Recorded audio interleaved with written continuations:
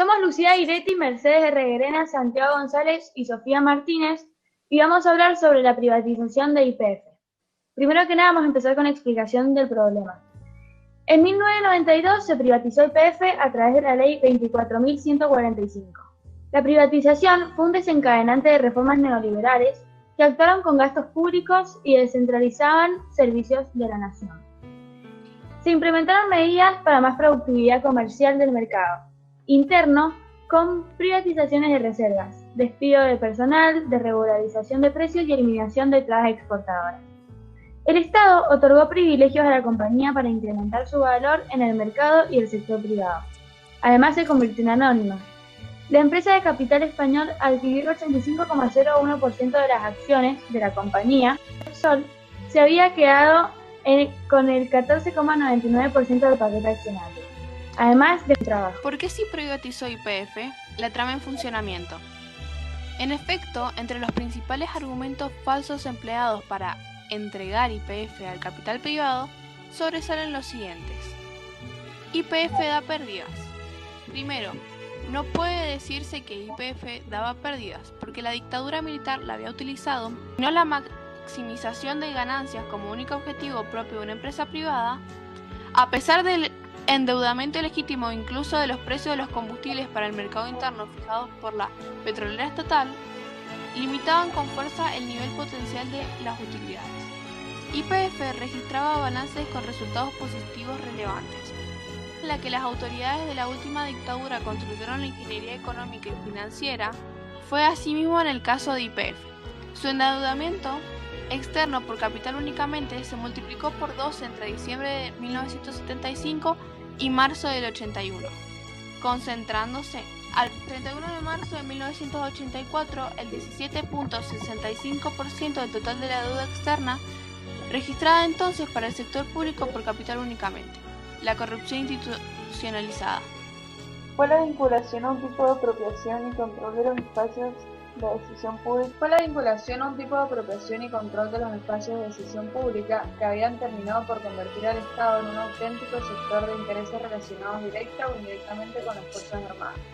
A pesar de la corrupción institucionalizada, los balances operativos seguían exhibiendo utilidades. A todo ello debe sumarse el escenario de profunda inestabilidad institucional que el argentino sufrió por aquellos años, caracterizados por las continuas interrupciones militares de gobiernos democráticos, modelos sustentados en base de legitimidad popular ciertamente corporativa.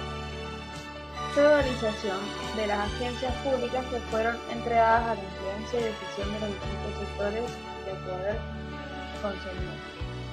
Existían condiciones de excepcionalidad política y de progresiva desinstitucionalización que posibilitaron que los activos estratégicos del país para ser debilitados y discapacitados. Existían condiciones de excepcionalidad política y de progresiva desinstitucionalización que posibilitaron que los activos estratégicos del país para ser debilitados y descapitalizados por una persistente alianza entre los sectores militares.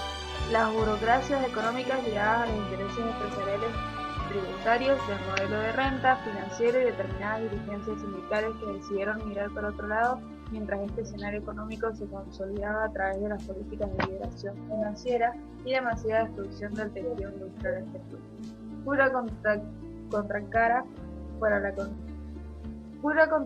fue la concentración en materia de propiedad e ingresos operada en todo el sector de la economía. El Estado no está en condiciones de realizar inversiones de capital de riesgo en exploración hidrocarburífera. El tercer argumento que refiere a la supuesta incapacidad del Estado para realizar inversiones de capital de riesgo en exploración hidrocarburífera es tal vez el más escandaloso de los sofismas que se podrían haber construido como eje argumental en torno a la situación de la YPF. Ahora, si analizamos cuidadosamente la evidencia existente sobre las inversiones de riesgo en materia de exploración hidrocarburífera en el país, veremos cómo este argumento se cae automáticamente por su falta absoluta de rigurosidad. En efecto, estas cifras demuestran que la petrolera estatal fue responsable del descubrimiento del 95% de las reservas de hidrocarburos del país durante sus 70 años de existencia. El hecho de decir exploración y explotación petroleras debían quedar en manos de YPF no significaba el rechazo de toda colaboración, ya que YPF podía firmar contratos con empresas privadas, extranjeras o nacionales, sin que esto implicara la concesión de los dominios minerales. El capital, venga de donde viniere, será bienvenido siempre que cumpla el requisito esencial de estar subordinado al desarrollo de la nación. Mientras que el gobierno nacional no conspire contra sus propias instituciones, no hay por qué temer. En todo caso, sí mucho por regular y controlar. Las consecuencias. Habían retiros voluntarios del personal. Estos renunciaban a cambio de dinero. Era un arreglo que hacía la empresa con el empleado para eliminarlo. Los empleados preferían esos antes que de despido. Los empleados que se oponían a la privatización debían ir a cursos de capacitación con goce de sueldo que los alejaban del lugar de trabajo. Además, con esto evitaban reclamos colectivos, ya que era una dictadura y no dejaban que los ciudadanos expresaran sus ideales.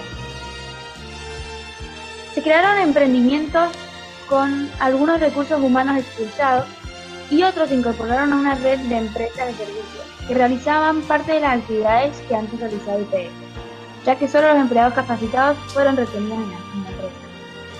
Conflictos sociales como movimientos piqueteros que estaban formados por trabajadores desocupados que anteriormente trabajaban en YPF, desempleos, emigración, poca adaptación al nuevo régimen. Miles de empleados pasaron a ser desempleados, sin ayuda ni del Estado y con grandes dificultades de adaptación. Los que estaban a favor de la privatización decían que el pueblo debía buscar una nueva forma de subsistencia. El estancamiento de la economía impidió que estas zonas petroleras sean desarrolladas y absorbiesen la parte de la mano de obra calificada que había sido despedida. Actores sociales. Luego de la etapa del estado de bienestar, donde los trabajadores gozaron de ciertos beneficios que les daba el Estado, se vieron afectadas las zonas industriales. Gracias a esto, surgieron desacuerdos y protestas llevadas a cabo por ciudades que dependían de la empresa estatal, comerciantes y pequeños productores rurales. Estas ciudades habían crecido en el marco de un modelo de civilización territorial.